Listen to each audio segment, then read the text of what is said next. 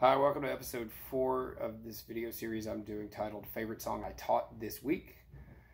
Technically, this is the favorite song I taught last week because I'm a little behind, but nonetheless, this week's submission comes from a Friday afternoon student, Adam Cohn, with this awesome choice of songs that he wanted to learn. It's the Beatles classic, I've Got a Feeling, from the Let It Be album and Rooftop Concert. So anyway, I'm going to break the song down into 5 parts. We have the main riff, which is also played through the verse and the chorus. We have a pre-chorus. We have a little post-chorus guitar part that's sort of harmonized with the keyboards. I'll kind of talk about what the keyboards do as well. The bridge and a lead part that kind of functions like a solo or just part of the bridge, but I won't be too descriptive about that. It's kind of loose, but I'll give you the basic idea on that. It's a lot to talk about. So away we go. So the main riff is played like this.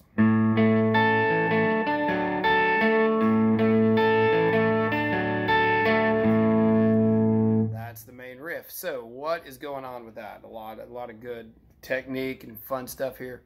So what you have is you have an A chord, and you're playing it barred from the D string down, and your pinky is on the high E. It makes for a nice chord. You really have to have a nice wide open reach, like you're holding a big burger or a football or something. Your hands just have to be nice and open here. And so a lot to talk about here. So what they're doing is they're using the concept of cross picking. For those of you that don't know what that is basically it's when you're picking across the guitar through a chord, and you're not really playing multiple notes on one string. You're playing one string at a time and jumping around. The concept is pretty easy once you get it, but for those of you that are new to the concept, this may take a minute. May want to pick an easier song that uses the same concept, because the pattern of this song is a little bit hard. I had to really focus on this so it wouldn't mess up the video. But the idea is basically whatever string you're picking, the pick should go the direction that leads you to the next string you're picking. So the pattern in this song is that you're playing A, G, E, D, G, B, D, E, G. That's a lot. I don't even know how many strings I just said. Is that 9, 10? A, G, E, D, G, B, D, G, B, yeah. Then D, E, G. Yeah, I think that's 9, but nonetheless, that's the idea. So if I'm picking A, G, E, then I'm going D, G, B, and then I'm going D, E, G. I'm going to go down A, down G, up E, because I'm going back to D here. Then I'm going down for D, down for G, up for B, because I'm headed back this way to D. I'm going to go down here because I'm going to E that direction. So I'm going to come up, and then I'm going to hit the G here, up, because I'm ultimately going back to the beginning A right there. That's a mouthful. I'm going to not waste any more video space on that, so just rewind the video if you need to catch that again. So here's what the pick is doing. Now, in light of all of that, the left hand has a little trick in the middle of all of that picking. So I'm going A, G, then when I hit D and then G here, before I hit that B string, they hammer on this chord, which is the 4th fret of the D string, the 3rd fret of the B, sorry, and then they hit the B string up. D string, E, then G. All the while holding that chord. So it's basically 2 chords, A, and this chord can be interpreted one of 2 ways. It's either called D over A, which is the easiest way to think about it. Even jazz musicians would probably prefer to see that chord in their chart. But it functions as an A6 sus4. They're the same exact thing. So either way, G, A, G, E, D, G, hammer. That's a good place to start. A, G, E, D, G, hammer. Once you do that, you're going to go B, D, E, G, like so. Last note was a little dead. So here we go.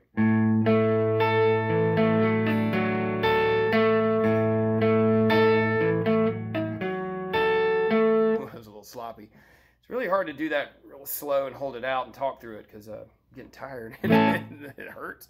So anyway, That's the main riff. Okay, so great. On to the next part. So you do that at the intro.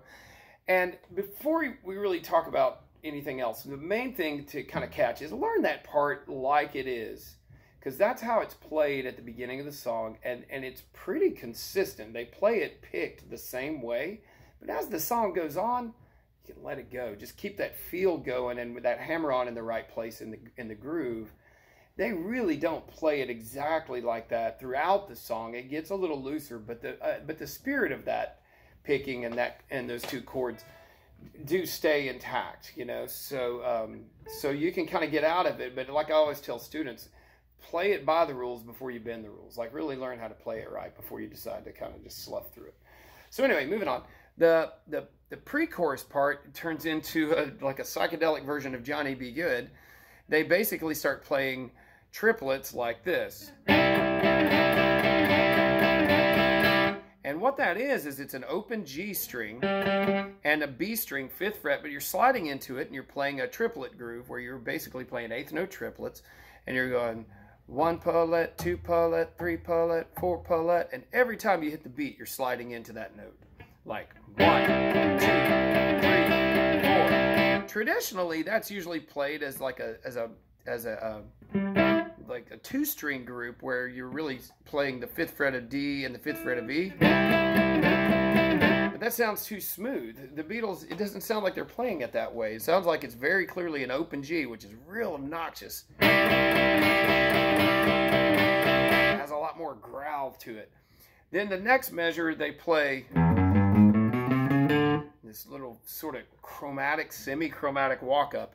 The groove completely changes from 8th note triplets to 16th notes. 1E and a 2E and a 3.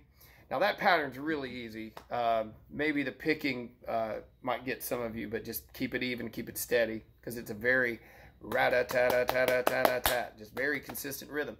Here are the actual notes. E, 2nd fret of E, 3rd fret of E, 4th fret of E, which is E, F sharp, G, G sharp. Same exact pattern on the A string. So that's A, B, C, C sharp. Then D, open D. So you could play that, sorry, like so, or you could play it and play the D note there if you just kind of like to use your pinky finger. It sounds more like the first version to me. It's got kind of more of a bite to it as an open note. So then they go back into the, they kind of go into the more looser rendition of the main riff for the post-chorus. But as that happens, this is one of the coolest parts of the song to me, is George plays this. He plays, oh, sorry, wrong notes. Here we go. He plays 14th fret B, 12th fret E, 10th and 9th of the same 2 strings. Then he goes over to the next pair of strings, G and B, and he plays the 7th fret. Now, I'm borrowing only 2 strings. Be careful not to hit the high E string 3rd fret. And he hammers the 8th fret of B and takes his finger off. So it's 7 and 7 here, 7 and 8, back to 7 and 7. Does it twice. Now, at the same time, Billy Preston is on the Fender Rhodes, and he's playing the same thing, just harmonized. And so collectively, what it sounds like, they're, when you put it all together, really it's just a nice just adventure through different inversions of an A chord again, and then a D going to a D sus4 and back to D. And so really, if you kind of want to make that sound more full than just what George played, say for instance, if you're in a single guitar band and it's just you and you don't have a keyboard player to play with, a way to fatten that up is just to play the full triad of A, which is 14, 14, 12. Then what would look like a D shape, but it's really A, 9, 10, and 9. And instead of going here, just take that D shape all the way actually down to where you think of an open D chord. Don't hit the D string. Just play the top 3 and hammer that sus4 on the 3rd fret with your pinky.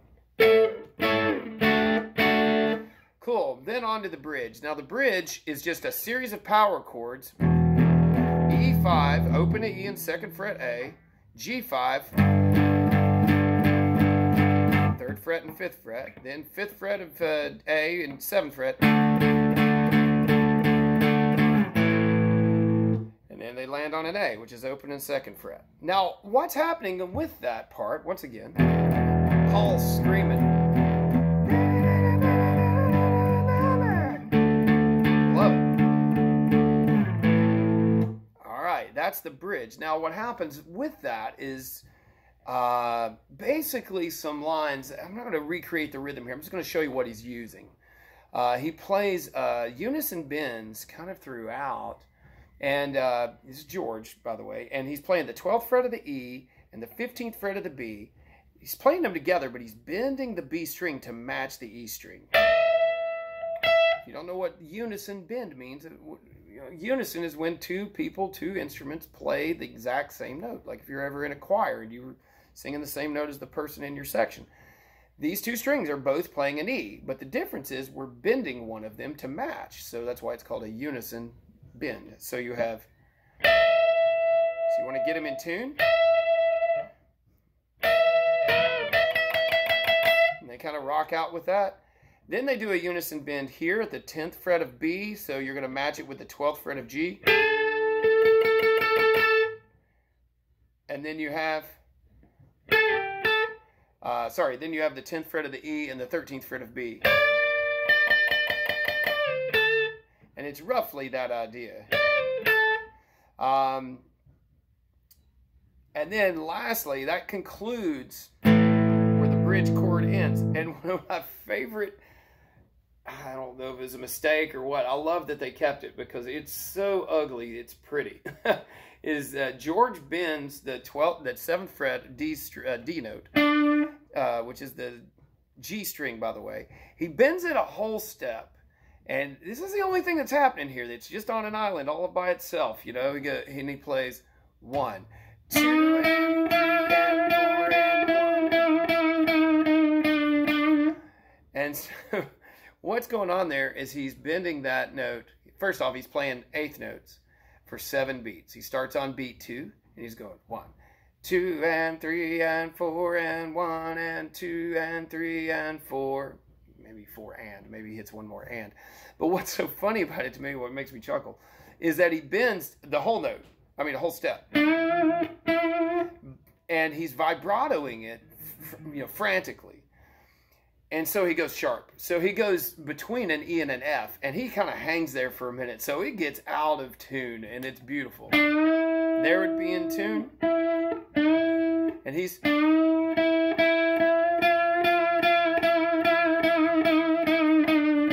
And he's doing this thing real similar to what Clapton did in While My Guitar Gently Weeps, where he's kind of bending a note and he's vibratoing it and he's kind of echoing it, or not echoing it, what am I trying to say? He's bringing it back down to pitch. So he's kind of using microtones here, like in between notes, almost like playing a slide where you can hear every little frequency. 1,